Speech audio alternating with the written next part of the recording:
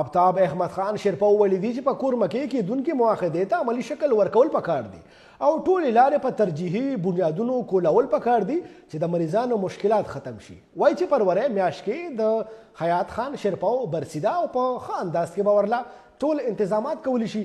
د قومي وطن پارټۍ مهمه غونډه اسلام آباد کې د مرکزي چئیرمین آفتاب خان شیرپاؤ په مشرۍ کې شوې ده.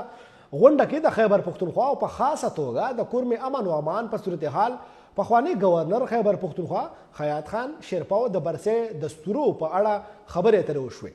غونډه کې مرکزی جنرل سیکرټری احمد نواز خان جدون، پولیټیکل سیکرټری برائے چئیرمین آفس حنیف او مرکزی سوشل میډیا کوارډینیټر یوسف خان ګډون کړی دی.